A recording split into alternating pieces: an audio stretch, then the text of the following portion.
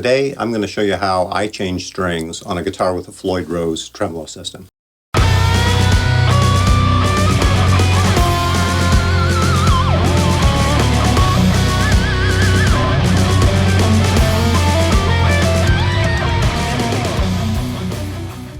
Floyd Rose is a huge pain in the ass, which is pretty much why I don't change strings on these things. This guitar, I bought it almost a year ago. It's got the original strings on it and they're super dead, long overdue, but I haven't bothered obviously to change it because, you know, it is kind of a difficult procedure. So here I'm going to show you that. Another thing I want to show you is adjusting the Floyd Rose tension, because as you can see, it's actually leaning back a little. It needs to be up about there, ideally. So I'm going to change the string tension, and when you do that, it raises the action, so I'm also going to have to bring that thing down a little bit. The first step is you got to loosen these guys here, the lock nuts, so I will do that.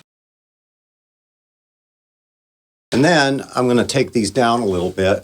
Now as I do this, a little bit of slack, it's going to let the bridge fall back more. What we're trying to do is we're trying to lower the tension just a little bit. I mean, you probably don't want to be popping the strings off with full tension on the guitar. At least I've heard that's a bad thing to do, so I try not to do it. But neither do I think you have to, you know, get the strings totally slack before you cut them off. So tools, you know, obviously you need the Allen key. And as you can see, my tool set is quite the mess, but I need, well, let's see here. I'm going to need a screwdriver. I'm going to need wire cutters. Believe that, I actually found them. I buy a whole bunch of these wire cutters and I put one in every of my guitar cases, but still they seem to get lost. You know, I take one out, use it, don't put it back. But my theory is that if you buy enough of these things and you put them everywhere, then there's always going to be one within reach. So that's my philosophy. Otherwise, I spend, you know, 5, 10, 15 minutes. Where the hell are all my wire cutters? So let's go ahead and cut these guys off.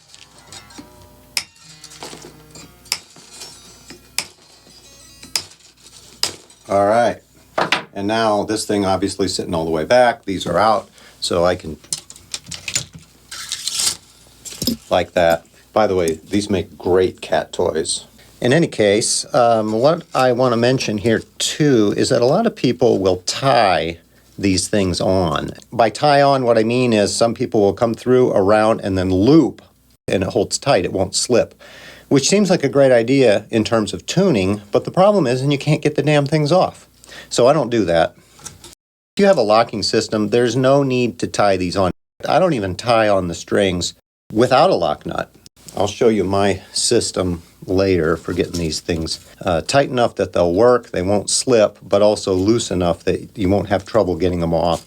Otherwise, you're here with wire cutters, like trying to cut, and little pieces are coming off. It's a terrible, terrible way to go. So forget the tie-on. Well, this is what I'm talking about with the tie-on. I don't know if you can see this or how well you can see this, but because it's tied on, it makes it a real pain to get off. And we don't like that. Gotta make it easy to get these things off. Okay.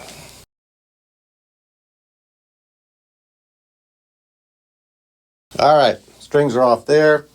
Now on this end, to get these things off, we've got to take our Allen key here. We'll lift this up like so, and then I'll use the Allen key, unscrew it, and that will back this off. The part that pinches, it pinches here and holds it, that's going to back off and allow these to come out. So I've got to raise this thing up and then back these out. And they're really tight, so I got to go this way. There we go.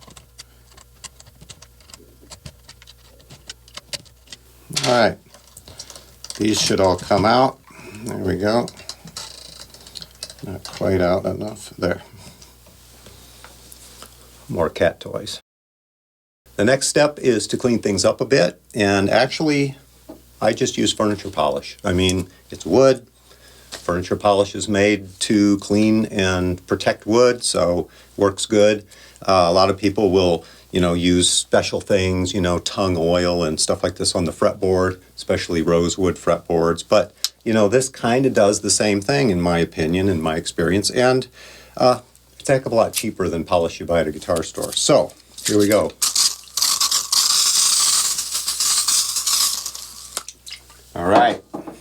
handy towel. This actually came courtesy of the Wilson Center, did a performance there, and they were kind enough to put these towels in the dressing room, and they're nice towels. Somehow it ended up in my guitar case. I'm not sure how that happened.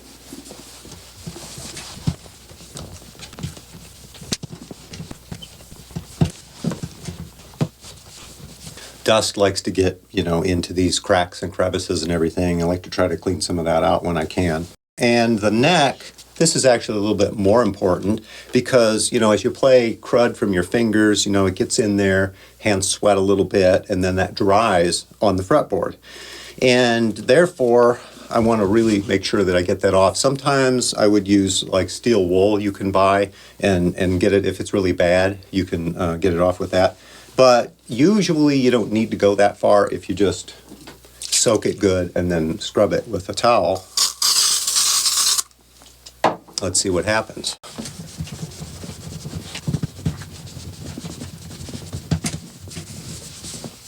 Yeah, quite a bit of crud came off of that actually.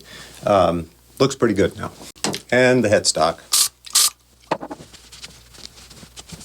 Next thing I'm going to do is take this cover plate off so I can get to the springs and adjust the tension. Because if you remember, I had mentioned that that bridge was pulling down a little too much, and what that means is the springs are too tight. It's pulling harder than the strings. The looser those springs are with a given string tension, the higher the bridge is going to ride. And if it's riding too low, you got to loosen it.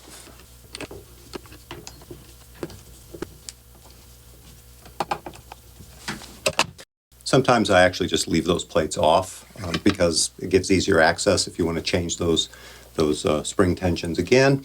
But I'm not sure. Maybe that's actually just laziness. Now I want to loosen these a little bit. I'm just going to take them back like one turn.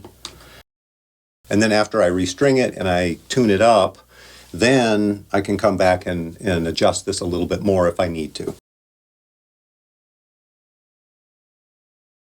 Next step, putting the new strings on. So, start with the silver on the bottom. That's the 6th string. Come on. And what you have to do for Floyd Rose is you have to get your wire cutters and cut off the ends of the strings. So, there we go. And then you stick this back into that little hole there. Now, to make sure that you can get it all the way down and seated so that there's enough of the string to grab onto, you really want to loosen these a little more. And now, when this goes in here, that thing pushes back easily, and I can feel that it's seated. Then, I'm going to screw it forward and tighten it. Get on there, you bastard. And this is why Floyd Rose sucks. You don't want to crank the hell out of this thing either. You don't want to get it super tight. You want it tight enough it's going to hold onto the string, but there is a point where if you keep cranking, you might break the stuff or whatever. So you kind of experiment to find that sweet spot. I'd say, just take it tight, maybe as tight as you can do it, finger tight, using the small side would probably be good. Or moderately tight if you use more leverage, use this side. But you'll know if it's not enough because the string will pop out as you tune it up. So if you find that that's happening, it just means you got to go a little tighter. Thread it through here. And I need to go under this little bar. Oops, get through there again, because the bar doesn't stay up until something's under it to hold it up. There. Now, pull it tight. And here's what I do when it comes to these guys here. Because the bridge is way back right now, we're going to have plenty of string winding as this thing goes up. So I really just want to go around and through the hole. And finding this thing is going to be tough again because I can't see very well. So just kind of poke around till you get it. Light helps. Anyway, what I'm going to do is pull it through, and that's it. I'm just going to tighten this, and then I'm just going to wind.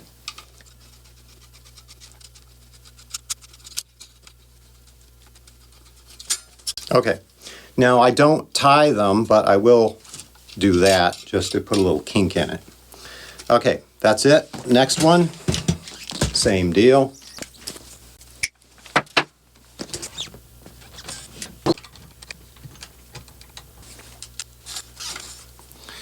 Let's see if I get lucky. Yes, found the hole. Thought I got lucky. I didn't. Anything that can go wrong will.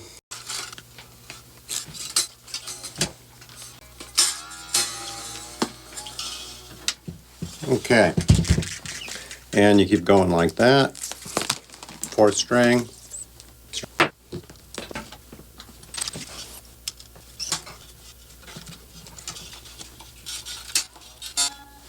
String 3.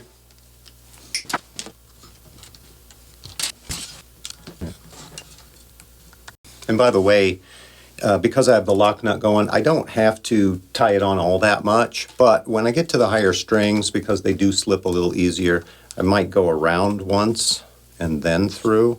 And that little trick, what I just did, really just saves me a little bit of winding time, because if you were wanting to do 2 or 3 loops super fast, and then you stick it through, tighten it, and then you don't have to be doing this forever.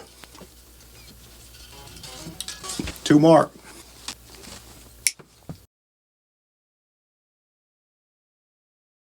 Another one of these kind of poor designs, but when this thing falls, you can't really get under it. It's kind of hard to, so you have to fish it out, or maybe even pull it up. Some of them work better than others. There. Now I'm going to tie this on. I'll do a couple of loops, and I think it's here. Yes.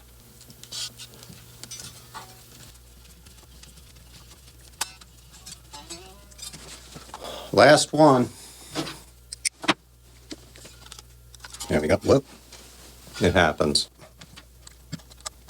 Could wedge something in there, under there actually, to hold this thing up while you're working on it. Might make things a little easier, but I don't bother. Okay, and this one is through. There we go, under there. There's got to be a hole in there somewhere. That's what she said. Now they're all on here, but as you can see, nowhere near the right tension. So we got to take these up.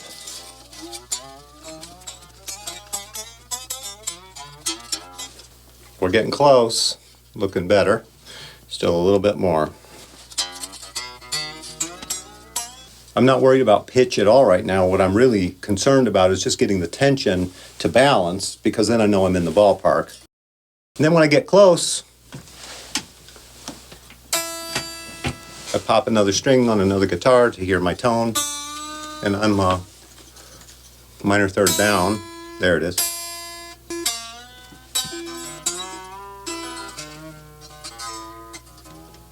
Now I'm in the ballpark.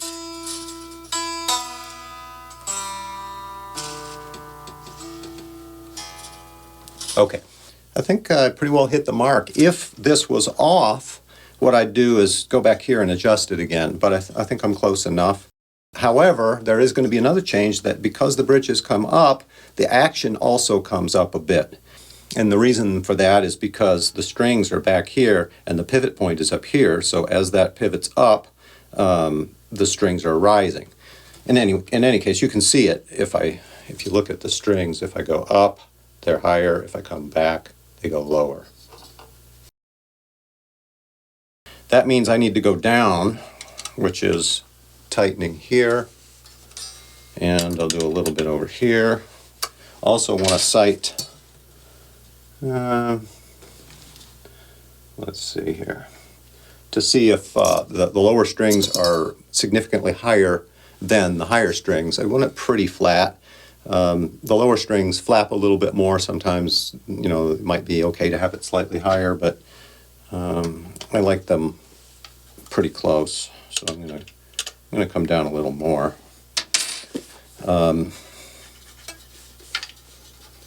The lower the action, it's not necessarily better. I mean, when action's too high, it's not good. Obviously, you want to be within a range, but it's also possible to have the action, so low that it makes string damping even more difficult. So, I want it low, but I don't want it super low. Whenever I put on new strings, of course, they stretch a lot, and as you do string bending, they stretch even more, but I don't want to allow those strings to just keep stretching over time, because I'll just be retuning and retuning constantly. A single string bend and you got to retune. So what I do is this: I take a string and then I pull it at different points, and then the next one.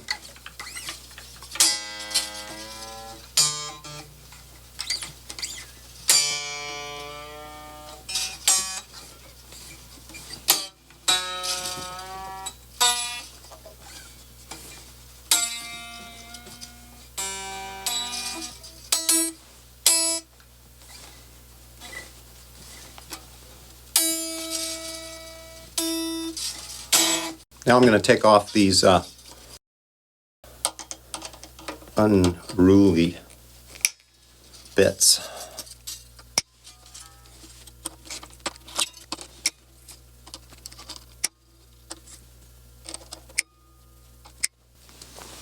Okay, and then I'm going to hook it up to the tuner. I'm quite a bit sharp, so I'm going to just stretch it to pull it down. Same on the E.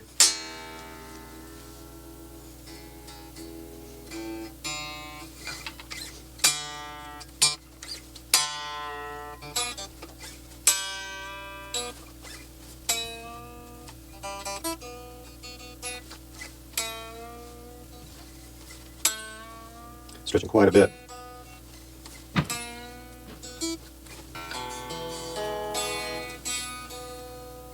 Notice I got a buzzing second string there, and I think I might take this up on this side just a little, because that buzzing is a little too much.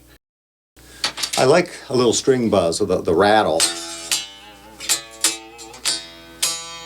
I want to hear a little bit of that, but I mean, there's a point where it's too much. So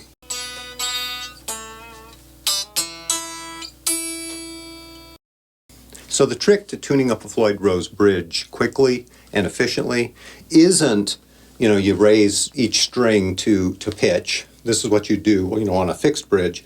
Raise it up to pitch, more or less, and then the next one, the next one, the next one. You can't do that with Floyd Rose, because as you do the next string and the next string and the next string, and you're raising those pitches, it's increasing tension, it's pulling the bridge forward, which sends all the other strings flat. So if you do it like that, you're going to be going over and over and over, continually retuning, and just kind of gradually getting closer and closer, like some kind of parabolic curve or something that never quite reaches where you want to reach. Instead, what you can do, of course, is you can take, one of the strings and go above pitch significantly, knowing that as you rise on the next string and the next string, it's going to pull those others down. But that's still not even the best way to do it. The best way, in my experience, is you tighten all the strings up. Don't pay any attention really to their pitches. Just tighten them up and watch the bridge. Do this until the bridge becomes even with the guitar body. In other words, not too high, not too low, but right here. At that point, what you've done is you've balanced the tension of the springs on the back of the bridge with the tension of the strings. All the strings add up to the right amount of tension. And from that point, then you can go and you can tune each string. You're going to find some of them are a little sharp, some of them are a little flat, but since they all add up to the right tension, it's going to work. In other words, you're going to get to the right pitch, and it's going to be really close. Now, the only exception to that is if you've changed string gauge or you weren't at the right point to begin with, like in this case where the bridge was tilted back a bit. That happened because the screws here in the back were a little bit too tight, which made too much string tension, pulling too hard against the tension of the strings. And so I had to back that out a little bit, and even it up.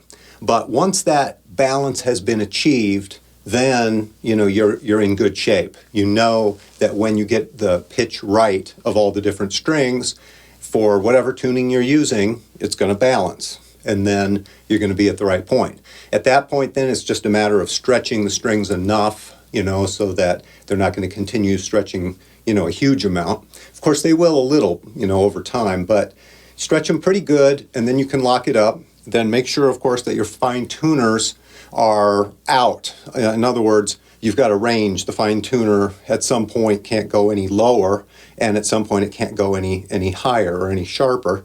You want to start with the fine tuners being close to this end, because the strings are going to keep stretching, which means you're going to have to keep tightening them for a while. So I always start, toward the side of the released or the fully out position, but not completely out, just like maybe 80% of the way out. That way I won't have to, reach for my Allen key any sooner than I really need to. Now, of course, if you're going to change the tuning, let's say I want to move to drop D tuning, then what's going to happen is my string tension is going to lower a little bit, which means that I'm going to need to back the screws here out just a hair, just to release the tension just a little bit, so that I can maintain the same bridge position with the lower tension. And then you're going to have to run through a few times and get the strings evened up. And of course, if you're going to make a major adjustment like change from standard tuning to half-step slack tuning, well, obviously, you're going to need to change this quite a bit. You're going to need to loosen quite a bit, pull it out, and then go ahead and drop the pitch, drop the tension, and you might have to go back and forth a few times to kind of try to find that spot where, when it's in tune, in the tuning you want, the bridge is even with the body of the guitar. But the bottom line is, once you get it set up for a particular string gauge at a particular tuning, it's not that hard, to keep it there. Maybe some minor adjustments over time with a little bit of drift here or there, but it shouldn't be that difficult. Of course, on the other hand, if you find that you're needing to change tunings quite often and you're on a guitar like this, well, that's really not the best way to go. The best way to go is you buy a couple different guitars and you keep each one of them in a different tuning. Be sure to subscribe and click the notification bell. I'll see you in the next video.